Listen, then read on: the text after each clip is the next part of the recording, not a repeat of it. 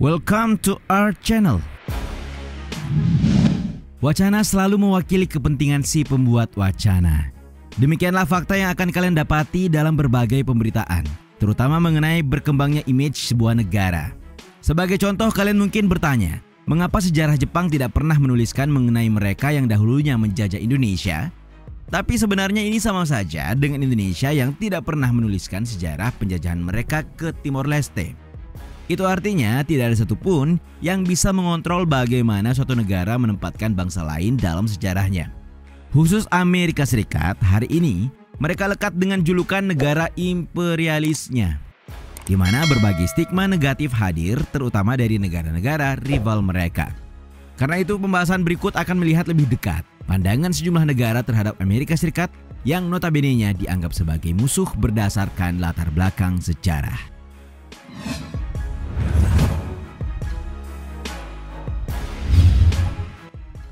Pertama-tama kita mengetahui dengan baik bagaimana tegangnya hubungan Amerika Serikat dan Uni Soviet di masa lalu. Meski Uni Soviet tidak lagi ada, namun kehadiran Rusia sebagai wajah baru turut memperpanjang hubungan dua negara yang tidak harmonis. Karena itu, masuk akal jika stigma negatif hadir pada masing-masing pihak.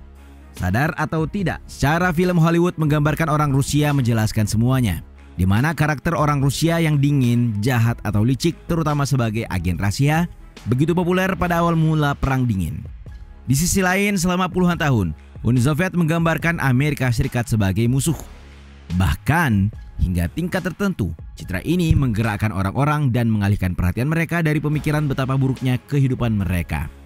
Berdasarkan hasil jejak pendapat, hanya 6% orang Rusia yang memiliki pandangan negatif terhadap Amerika Serikat pada tahun 1990. Namun, angka tersebut meningkat menjadi 75% pada tahun 2018. Padahal keduanya juga punya sejarah hubungan yang cukup hangat, tepatnya selama Perang Sipil Amerika Serikat dengan Rusia yang mendukung Abraham Lincoln dan negara utara saat itu.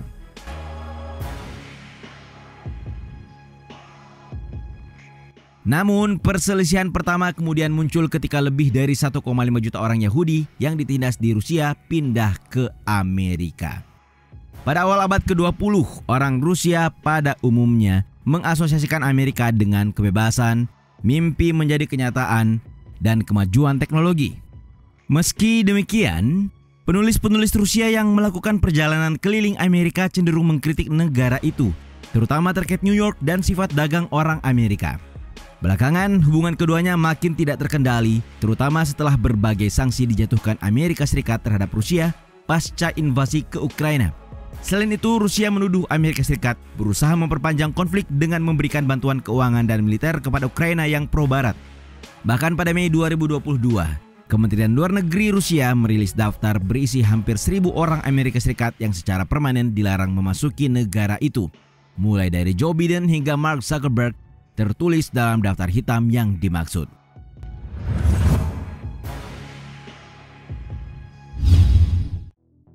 Menyambung pembahasan invasi Rusia ke Ukraina, ternyata ada dampak lain yang ditimbulkan, yaitu meningkatnya sentimen anti-Amerika. Di sini kita akan mengerucutkan pembahasan pada Tiongkok, sebagaimana sentimen anti-Asia yang menyasar Tiongkok juga sangat marak di Amerika Serikat. Sejarah anti-Amerikanisme di Tiongkok bermula dari kebencian umum terhadap warga asing pada awal abad ke-19 yang memuncak dalam Boxer Uprising alias pemberontakan Boxer tahun 1900. Pemberontakan ini pada dasarnya merupakan gerakan yang mendukung pemberontakan petani pada tahun 1900-an yang berupaya mengusir semua orang asing dari Tiongkok. Nama Boxer sendiri adalah sebutan akademisi barat untuk mereka yang tergabung dalam kelompok militan bernama Yihe Quan. Pemicunya yaitu kemiskinan yang melanda di daratan Tiongkok Utara yang disebabkan oleh bencana alam hingga imperialisme asing. Kemudian pada tahun 1999, kota-kota besar di Tiongkok dilanda aksi demonstrasi besar-besaran lantaran warga tidak terima insiden bom di kedutaan besar Tiongkok yang berada di Beograd, Serbia. Ratusan siswa yang berbaris di Shanghai, Chengdu, Guangzhou bahkan meneriakkan slogan-slogan anti-Amerika dan anti-NATO.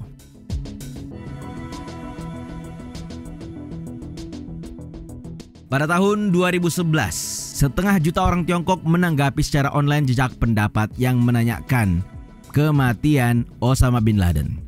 Hasilnya 60% dari mereka mengatakan itu adalah hari-hari yang menyedihkan. Dengan beberapa dari mereka yang menyebut Osama Bin Laden adalah seorang pejuang anti-Amerika. Responden lainnya juga takut jika setelah kematiannya, Amerika akan menjadi keras ke Tiongkok, mengingat adanya dukungan negara terhadap Pakistan. Selanjutnya, pada kesempatan yang berbeda, masyarakat Tiongkok pernah ramai setelah lagu berjudul Trade War memperoleh lebih dari 100.000 views di media sosial WeChat pada Mei 2019. Sejumlah media menulis mungkin tidak ada yang bisa menangkap tumbuhnya sentimen anti-Amerika di Tiongkok dengan lebih baik, selain sebuah lagu tentang perang dagang yang sedang viral di Beijing. Sebagaimana diketahui, perang dagang antara Tiongkok dan Amerika adalah perselisihan yang tidak kalah hangat antar kedua negara. Hadirnya lagu ini sekaligus memberi gambaran bagaimana masyarakat Tiongkok pada umumnya memandang Amerika Serikat dalam sudut pandang yang tidak pernah berubah atau bahkan meningkat sejak sentimen anti-Amerika pertama kali digaungkan.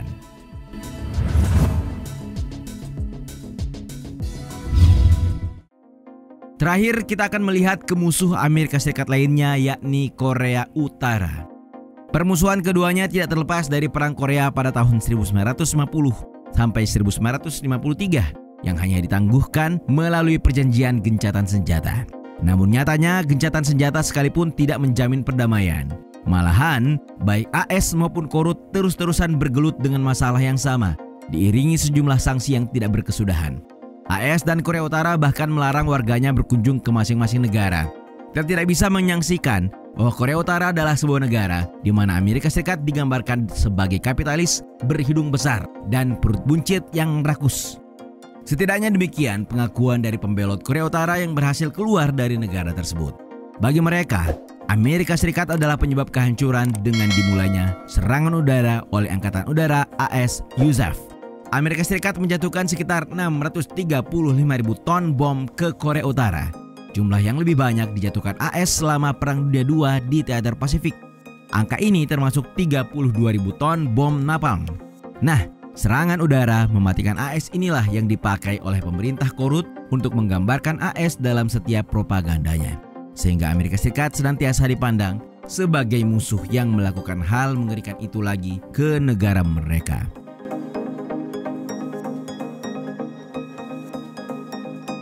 Tidak hanya sampai di situ, pemerintah Korea Utara kemudian mulai mendidik generasi selanjutnya dengan pandangan anti-Amerika Serikat sejak awal. Di antaranya anak-anak TK menggambar potret anti-Amerika, media menyebar video militer AS yang hancur terbakar. Pada 25 Juni, hari peringatan pecahnya Perang Korea dirayakan orang-orang Korea Utara sebagai hari perjuangan melawan imperialisme AS. Imperialis Amerika dan militerisme Jepang adalah musuh bebuyutan rakyat Korea Utara. Demikian kutipan dari mendiang pemimpin Kim Jong-il yang ditempelkan pada bagian atas salah satu dinding di sebuah ruangan besar yang dikhususkan untuk pendidikan anti-AS.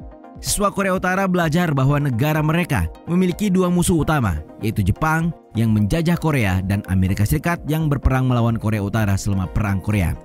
Salah satu buku propaganda Korea Utara cukup terkenal berjudul The US Imperialists Started the Korean War yang ditulis oleh 3 akademisi Korea Utara dan disetujui oleh negara.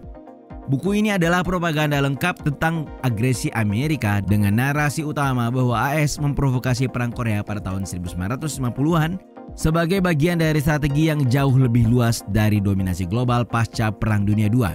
Pada dasarnya, baik Rusia, Tiongkok maupun Korea Utara punya sejarah panjang terkait hubungan yang alot dengan AS, sehingga sangat sulit untuk menghilangkan segala sentimen yang telah tertancap sangat dalam oleh kepentingan politik masing-masing. Bagaimana pendapat kalian tentang sentimen anti-Amerika Serikat ini?